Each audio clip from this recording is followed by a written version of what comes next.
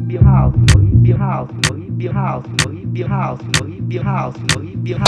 up, fam? It's your boy Demuir here, purveyor of all sounds underground. Thank you for joining us on this YouTube Tuesday. A bit of a different environment.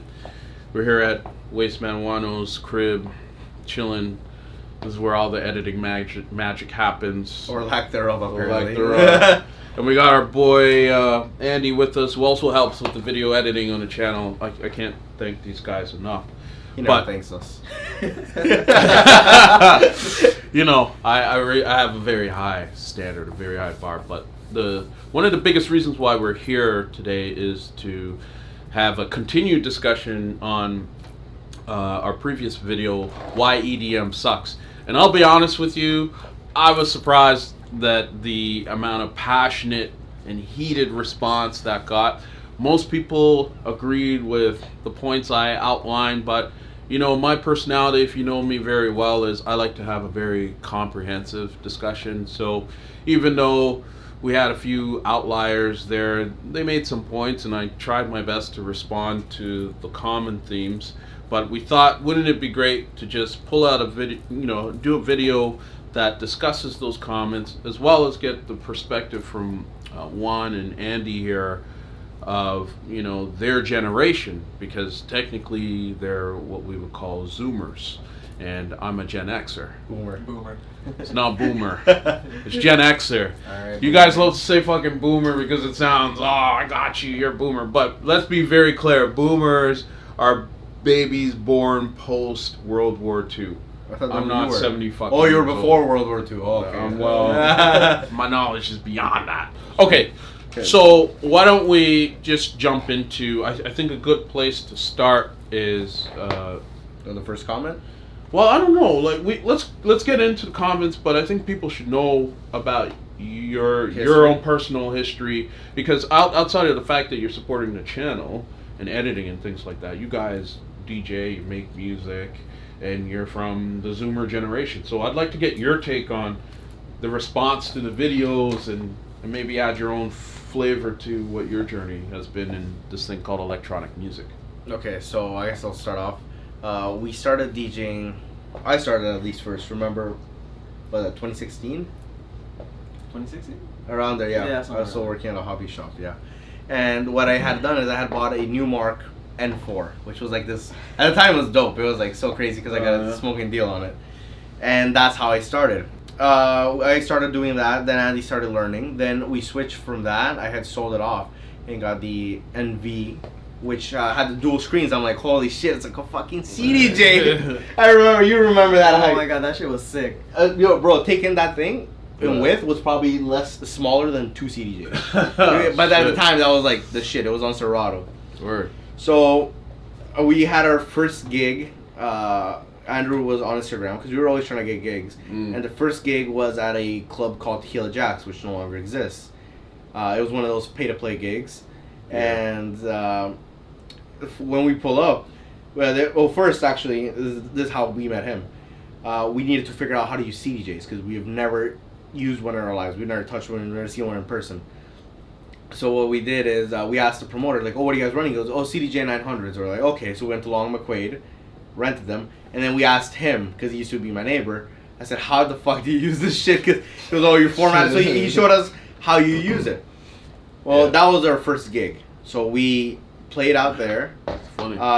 Funny enough, it didn't end up being the 900s we thought. It was the originals without any features, really, because they had a lot of alcohol dropped on them and all that. They were fucked. That shit was nasty. Oh my god, jog wheels were fucked. MIDI didn't work. Link didn't work. You needed two USBs.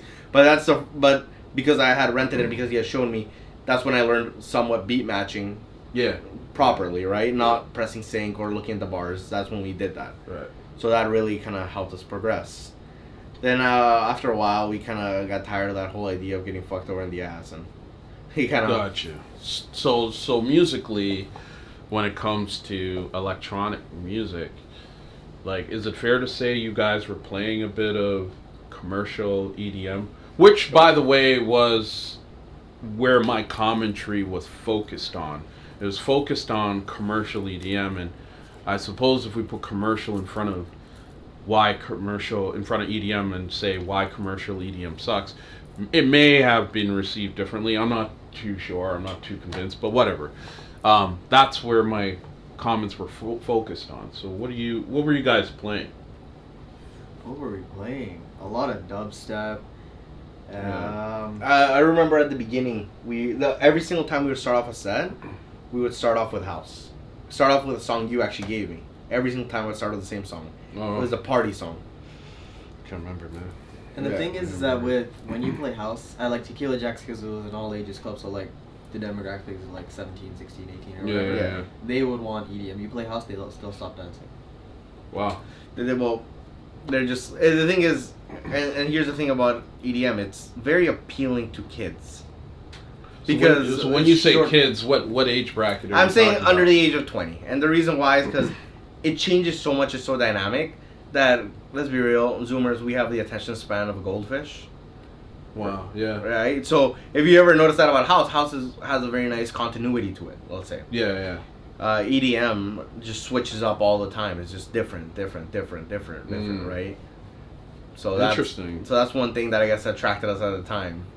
But it was never like us playing like the most. Like one thing I always refused to play was Martin Garrix because I'm like, that's the most fucking bullshit music ever. I never liked it.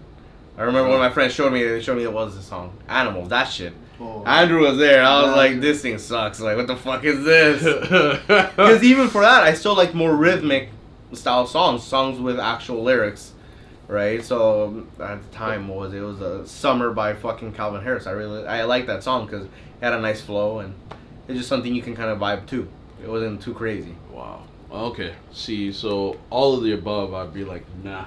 I'm not playing that, but I think a lot of my commentary was centered around the fact, and I think you highlighted this already in terms of who is attracted to commercial EDM, and we're saying it's kids, it's people like under 17 years of age. So that's like ding ding ding. That's like alarm bells there, and even more so why I'm passionate about my position on commercial EDM, because commercial EDM to me is a few guys in a boardroom.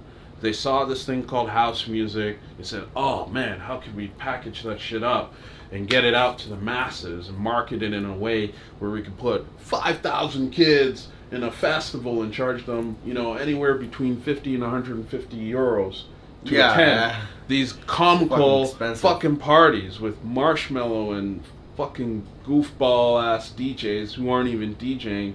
Or just playing sync and shit. You know what I mean? To add on to that point, sorry to interrupt. Yeah. Steve Aoki. And I don't mind calling out names because fuck do I care. The man's the definition of a fucking sellout. I mean, he started off with a completely different genre. Right? He didn't fucking make his way up. I mean, it's people like that, people that don't work their way up. The man got fucking put on because his sister wasn't Too Fast, Too Furious. And that's an actual fucking fact. If you guys want to check that. And the reason he went to EDM is because that's what was popping. He didn't give a shit. He just gave a check. He just fucking cared about the check. And that's the thing. I think, to finish out my point on this one, and it dovetails nicely into what you just said. Commercial EDM is a package. It's not a passion. You know what I'm saying? Yeah. House music is a passion. It says, hey, I'm going to pay homage to disco. I'm going to pay homage to jazz. I'm going to respect people who are outsiders like the gay, Latino, black communities. Very inclusive music. Yeah, very inclusive. Oh, if you're white or Asian, whatever. Come the fuck in and let's have a ball with this music. Whereas commercial EDM is some other different shit that you kind of described with your What actually I was going to add on to that is with Carnage. Carnage is the perfect example of a sellout too as well. Oh man, that doesn't know anything. Have you seen his videos? On I showed you the Razor video. Where he doesn't. He doesn't know what gain was. The gain or the attempt at gain matching or whatever it was. Yeah. And if you guys ever use Sausage Fattener, you know there's a custom skin. Whereas they call it the Carnage Fattener, where they just make fun of him the whole time. So it's like different faces and shit. And we're gonna jump into the commentary in a second, but I'm actually quite surprised that you guys, as Zoomers, have this perspective, and I'm interested to know like what got you there, because you're very much the epitome. You are what marketers, these guys who created commercial EDM, were targeting and saying these are the guys that need to be playing our music and trying to influence and control the narrative of what real electronic music is. Well, I'll start off at that point by saying, in high school, I was the one weird kid who liked house. I'll start off by that. And when I say house, I mean it was underground house. Yeah, the song called, and you heard it before, Indian Shot. Yeah. By Sebastian. I forgot his last name. I'll put it up on screen. And That's Sebastian Leger. I think so. Yeah, the Frenchman. He's still around. Yeah, and I like that song. And everyone looked at me like the weird kid. It's like, why the fuck do you like that one? And I'm like, it's not the same bullshit. Like, especially if you listen to a lot of hip hop, you fucking get tired. At the time, it was like the same fucking like trap shit. Yeah, like the trap shit. Like the fucking Migos got old after Culture 2. Let's be real, man. Like it's just something that is just, the lyrics are the same. They're just phrased differently, let's say, and you just get tired of hearing the same shit, the same ad libs. Well, the structure of great hip hop and trap songs now are nursery rhymes. You do realize that, right? Like Drake. Yeah.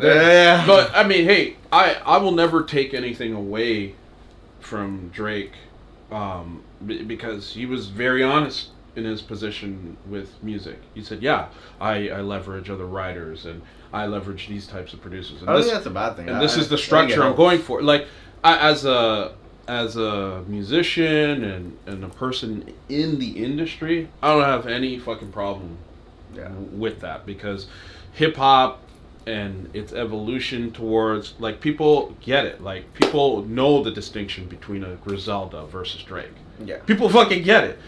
Griselda, I'm going to be popping that a lot more than Drake, but I'm not out here to try and diss Drake. Yeah. I'm not trying to say, Drake and Conway get together and have a fucking rhyme battle. Why am I going to do that? It's like polar opposites. Yeah. You know what I'm saying? So I get it in that respect. So there you have it. Thanks for joining us on this YouTube Tuesday.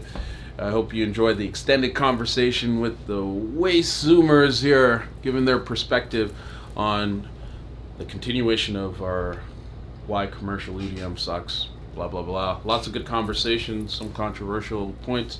But again, always remember, let's try and have a conversation that is about seeking to understand rather than just trying to suppress or appear to win. Because if you walk away from a conversation saying, I've won, that tells us that you really didn't try to understand. Peace.